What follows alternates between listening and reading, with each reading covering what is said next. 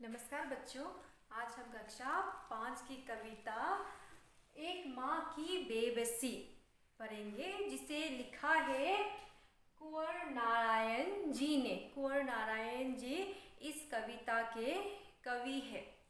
तो इस कविता में माँ की लाचारी यानी कि बेबसी, हेल्पलेसनेस के बारे में बताया है कि कुछ कुछ चीज़ उसके बस में नहीं होता है, वो चीज़ कर नहीं पाती है। यह कविता में एक लड़का रतन होता है जो बोल नहीं पाता है, लेकिन उसकी माँ बस उसे निहारती रहती, देखती रहती है। वो हालात से मजबूर है, वो कुछ नहीं कर सकती है, वो लाचार है। यहाँ पर माँ की भावनाओं को दर्शाया गया है, फीलिंग्स को बताया गया है, और साथ साथ उस बच्चे के बारे में, रतन जो बच्चा है उसके बारे में भी बताया गया है। तो आइए कविता शुरू करते हैं। ना जाने किस अदृश्य पड़ोस से निकल कर आता था वो, खेलने हमारे साथ, रतन जो बोल नहीं सकता था। तब यहाँ पर कवि कहते हैं कि जब वो छोटे थे, जब वो खेल रहे होते हैं अन्य बच्चों के साथ, यानी कि दूसरे बच्चों के साथ, तब उस समय कोई अदृश्य पड़ोस से, अदृश्य जहाँ पता नहीं कि वो कहाँ से आता है, दिखाई नहीं देता है वो कहाँ से आता है, और वो कवि के दोस्तों के साथ खेलता है।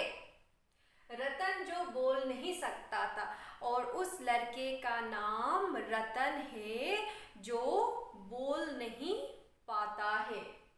खेलता था हमारे साथ एक टूटे खिलौने की तरह, देखने में हम बच्चों की ही तरह था, वो भी एक बच्चा। तो फिर यहाँ कवि कहते हैं कि खेलता था हमारे साथ, हम लोगों के साथ ही वो मिलकर खेलता था, लेकिन वो एक टूटे खिलौने की तरह था, कि वो एक टूटे खिलौने की तरह था। वो खिलौना जिसकी चाबी खराब हो गई थी, उसी प्रकार वो रतन था, क्योंकि वो बोल नहीं सकता था, वो एक टूटे खिलौनों की तरह था।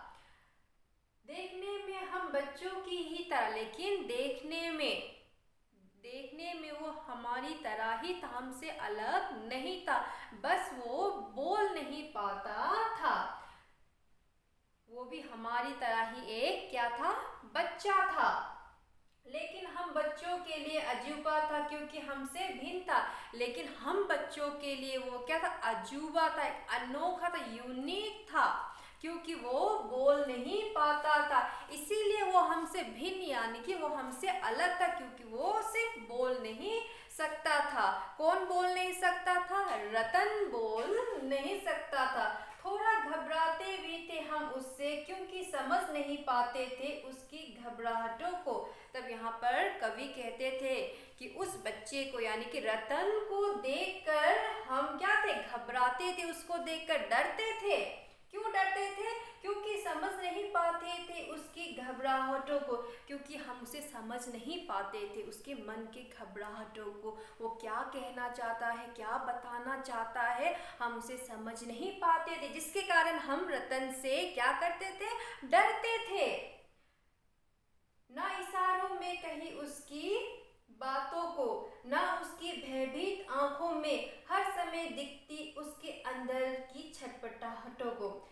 तब यहाँ पर कवि कहते हैं कि हम सारे बच्चे ना ही उसके वो इशारों में जैसे बात करता है, क्योंकि गूंगे बच्चे यानी कि जो बोल नहीं सकते हैं वो बच्चे वो इशारों में बात करते हैं। तब यहाँ कवि कहते हैं कि ना हम उसकी इशारों में की गई बातों को समझ पाते, ना उसकी भयभीत आंखों को, यानी कि जब वो इशारे में कुछ बातें बताता है तो वो उसको समझ नहीं पाते हैं बच्चे।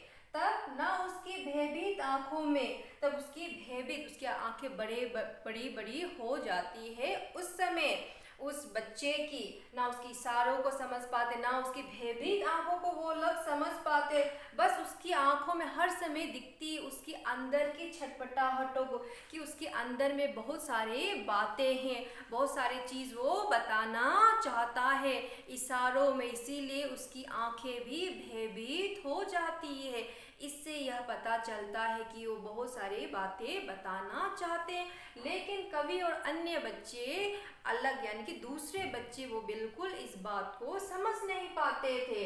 जितनी देर वो रहता पास बैठी उसकी माँ निहारती रहती उसका खेलना।